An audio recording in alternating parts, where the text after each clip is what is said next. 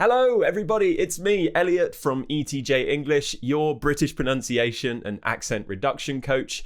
Remember, before you start watching this video, I focus on modern received pronunciation, which is just one of the many accents here in the UK. And I tried to avoid making this video clickbaity. I didn't want to make you feel like I think that you're pronouncing these words incorrectly.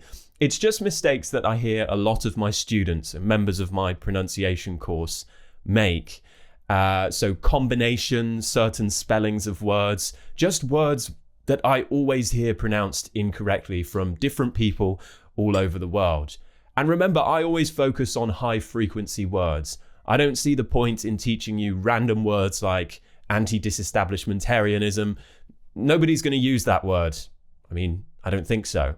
So we're focusing on words that you're actually going to use. We want to be practical here if we're trying to improve your pronunciation. We're going to start off a bit easier, I think. So we'll start with a certain spelling at the beginning of words.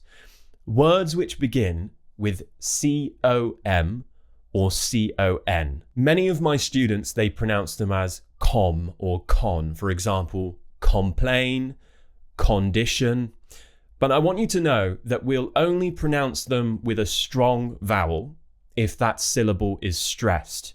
If it's an unstressed syllable, we'll use the schwa sound on that letter O.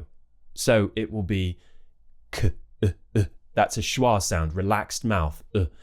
Complain, continue, combine, combust. However, the syllable on the word company is stressed.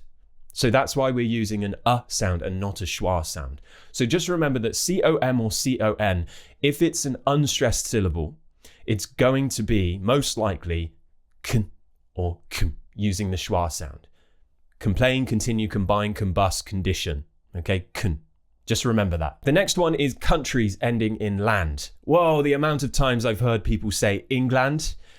It's fine, of course, we still understand you, but if you're trying to achieve a bit more of an accent, make sure you're saying Lund. So replace that la, with an another schwa sound.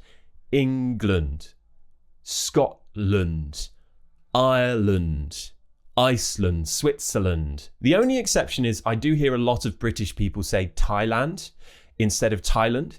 You can say either, to be honest with that one, but the others definitely need to be Lund. Next, words ending with ET. So I hear a lot of people say jacket, bucket, so where they pronounce it as it's spelt with an ET.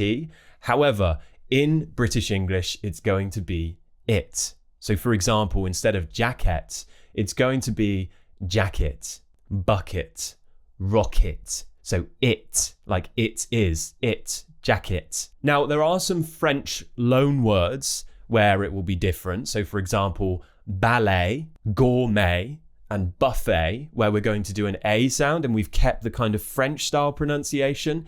However, most other words ending with ET are going to be it. Next one's a bit of a tip for you. Recently, for some reason, loads of my students have been sending me voice messages on WhatsApp talking about clothes. And I don't know why, it's just, I guess, a hot topic at the moment. And I've heard it pronounced in many different ways. So I've heard some people say clothes, and then other people really struggle to get that THS at the end of the word, clothes. It's quite hard to do. So for example, I'm wearing clothes today. It's hard to get that th. So let me tell you, most native speakers actually pronounce this in a much lazier way, but you don't even notice. Maybe I've taught you this tip before, but just say close, like close the door. I'm wearing clothes today.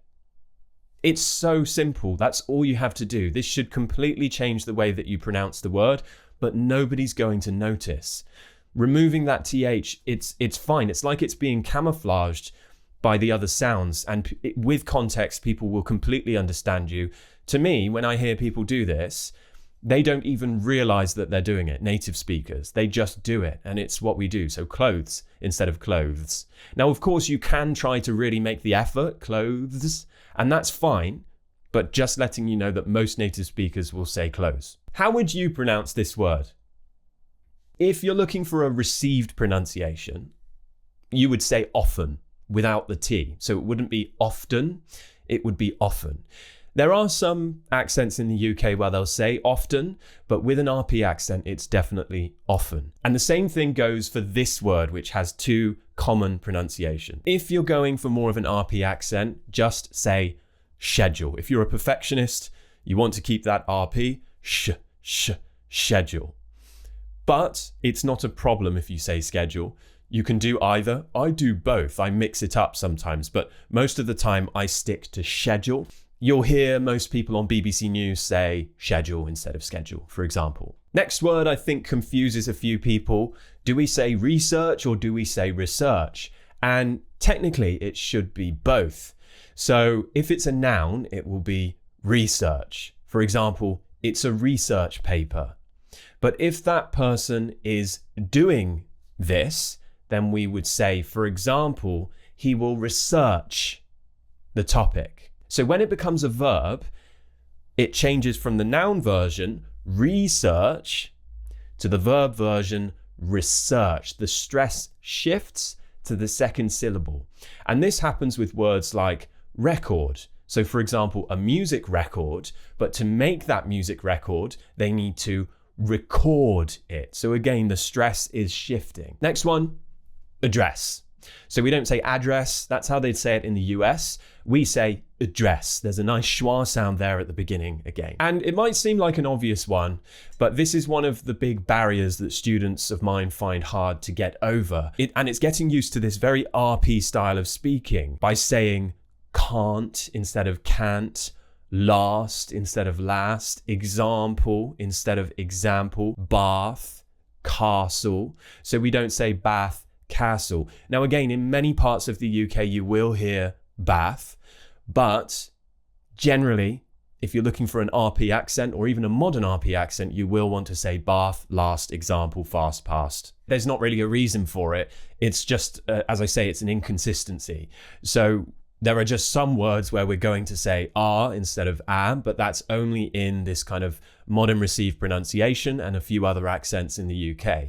So you need to get used to saying things like bath, castle, last, if you want to have that more convincing RP accent. I have a big list of words in my course, if you do join, which kind of shows all of these words we pronounce in this way that might trick you. How do you pronounce these words? Because we say either and neither. So of course in other accents or in an American accent, you're going to hear either or neither. But we say either, neither. Make sure also, as well as the I sound you're doing at the start, R-E-I, it's a diphthong, two sounds combined, I.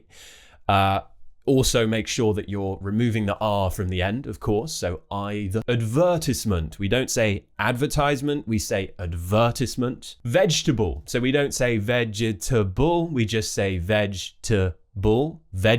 Camera instead of camera. We remove a lot of sounds in British English. It's just a common thing. Anyway, I hope this helps, and I hope this just gives you some pointers to some things that you might have not realized you're pronouncing incorrectly. If there's any words, anything else that you're unsure about, or of course any other video ideas you have for me, please let me know. I'll be happy to help. And yeah, don't forget you can join my course. Just head to etjenglish.com. It's a pronunciation course where there are recorded videos, downloadable files, quizzes, homework, where you will learn everything about the British accent, the RP accent. And of course, you have me there on WhatsApp to help you acquire the sounds and achieve accent reduction, to tailor the course for you and plan everything along the way. So if you feel like working with me, head over to etjenglish.com. I will see you in the next video. Cheers, guys. Bye.